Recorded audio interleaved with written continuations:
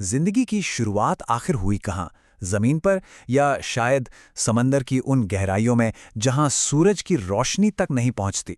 आज हम इसी पहेली को सुलझाने की कोशिश करेंगे, एक ऐसी थ्योरी के साथ जो हमारे वजूद की कहानी को पूरी तरह से बदल सकती है। ये सवाल ये शायद इंसानियत का सबसे बड़ा सबसे पुराना सवाल है और इसका जवाब हमें मिला है गहरे अंधेरे समंदर की तलहटी में। तो हमारी आज की ये जो पड़ताल है ना, ये किसी जासूसी कहानी से कम नहीं होगी। हम जीवन के सबसे पुराने रहस्य से शुरू करेंगे, फिर ज्वालामुखी वेंट से मिले सुरागों की जांच करेंगे और लॉस्ट सिटी नाम की एक हैरत अंगेज खोज तक पहुंचेंगे। हम इन दो तरह के वेंट्स की तुलना भी करेंगे और देखेंगे कि क्या सच में भूविज्ञान ने जीव विज्ञान का पहला खाका तैयार किया था। तो चलिए इस रहस्य में गोता लगाते हैं। तो चलिए शुरू करते हैं। कई सालों तक जिंदगी की शुरुआत को लेकर हमारे पास बस एक ही पॉपुलर कहानी थी, लेकिन जैसा अक्सर होता है, कहानी में और भी बहुत कुछ था जो हमें पता नहीं था। इससे कहते हैं प्रीबायोटिक सूप थ्योरी। सोचिए, अरबों साल पहले धरती पर एक गर्म तालाब था जिसमें जिंदगी बनाने वाले सारे केमिकल्स तैर रहे हैं। फिर आसमान से बिजली गिरी और बूम, जिंदगी शुरू हो गई।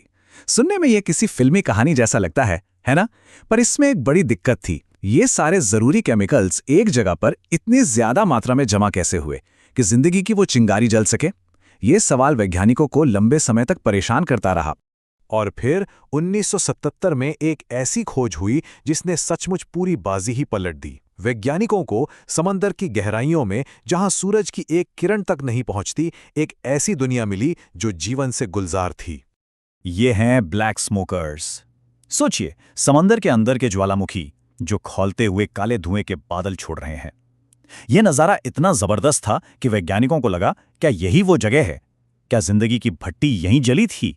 ब्लैक स्मोकर्स की दुनिया मतलब किसी नर्क से कम नहीं। जरा सोचिए, टेम्परेचर 400 डिग्री सेल्सियस से भी ज्यादा, मतलब सीसा भी पिघल जाए, पानी तेजाब जैसा और चारों तरफ जहरीले केमिकल का धुआं। पहले तो लगा कि शायद ऐसे ही एक्सट्रीम माहौल में जिंदगी के पहले केमिकल रिएक्शंस हुए होंगे। 20 साल से ज्यादा तक ब्लैक स्मोकर्स ही हमारी कहानी के हीरो थे। लेकिन फिर साल 2000 में अटलांटिक महासागर में कुछ ऐसा मिला जिसने कहानी का रुख ही मोड़ दिया। एक पूरी तरह से अलग, एक अनूठी दुनिया जिसका नाम पड़ा लॉस्ट सिटी। ब्लैक स्मोकर्स के वो काले गुस्से वाले गुबार, और यहां लॉस्ट सिटी में दूधिया सफेद शांत मीनारें खड़ी थी। ऐसा लग रहा था मानो पानी के अंदर कोई भूला बिसरा शहर हो। ये नज़ारा इतना अलग था कि इसने वैज्ञानिकों को फिर से सोचने पर मजबूर कर दिया। और यही बात सबसे ज्यादा हैरान करने वाली थी। लॉस्ट सिटी, आप देखिए, हर मामले में ब्लैक स्मोकर्स के उल्टी तस्वीर है। यहां पानी खौलता हुआ नहीं बल्कि गुनगुना है, तेजाबी नहीं बल्कि साबुन के पानी जैसा क्षारीय यानी एल्कलाइन है, और इसे ऊर्जा ज्वालामुखी से नहीं बल्कि एक धीमी शांत केमिकल प्रक्रिया से मिलती है। तो अब हमारे सामने दो मुख्य संदिग्ध हैं। एक तरफ गरम, उग्र और तेज तर्रार ब्लैक स्मोकर्स, और दूसरी तरफ शांत, सौम्य और स्थिर लॉस्ट सिटी। तो जिंदगी की शुरुआत के लिए बेहतर जगह कौन सी थी? चलिए सबूतों को आमने सामने रखकर देखते हैं। ये टेबल सब कुछ साफ कर देती है। देखिए, ब्लैक स्मोकर्स ज्वालामुखी की आग पर पलते हैं, बहुत गर्म, तेजाबी और कुछ दशकों में ही खत्म। दूसरी तरफ लॉस्ट सिटी अपनी ऊर्जा एक केमिकल रिएक्शन से बनाती हैं। यहाँ का माहौल हल्का है, एल्केलाइन है, और सबसे बड़ी बात, ये जगहें 1 लाख साल या उससे भी ज्यादा वक्त से मौजूद हैं। अब जिंदगी को पनपने के लिए इतना लंबा, इतना स्थिर समय मिलना, ये तो बहुत जरूरी है ना?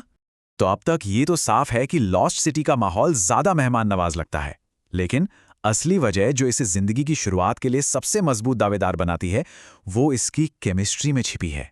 इस जादुई प्रोसेस का नाम है सरपेंटेनाइजेशन। अब नाम से घबराना नहीं है, ये बहुत आसान है।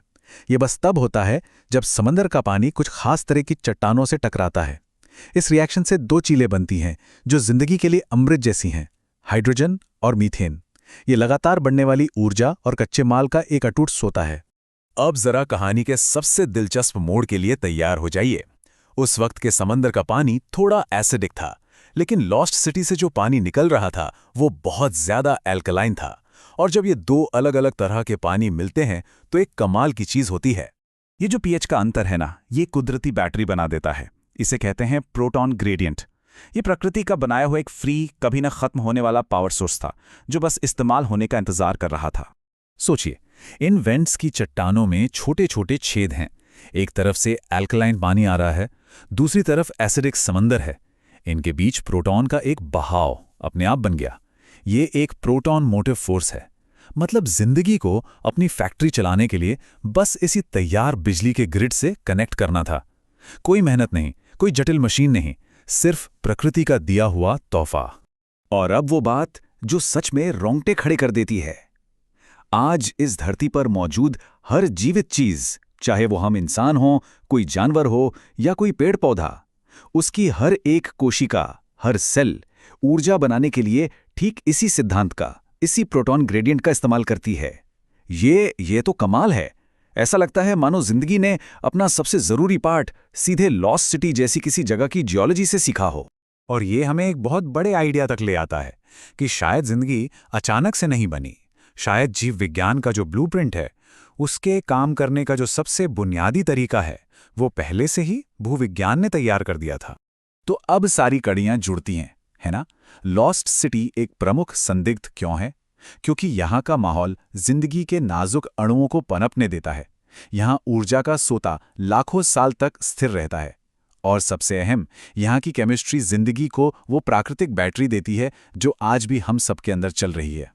और ये खोज हमें एक आखिरी जहन में गूंजने वाले सवाल के साथ छोड़ जाती है कि अगर जिंदगी की शुरुआत के लिए सिर्फ सही तरह की चट्टान और पानी ही चाहिए, तो क्या ऐसी जगह ब्रह्मांड में और भी नहीं होंगी? हो सकता है कि जीवन कोई दुर्लभ चमत्कार ना हो, बल्कि ब्रह्मांड का एक स्वाभाविक नतीजा हो। और अगर ऐसा है, तो हम इस विशाल ब्रह्मांड में शायद अकेले नहीं हैं।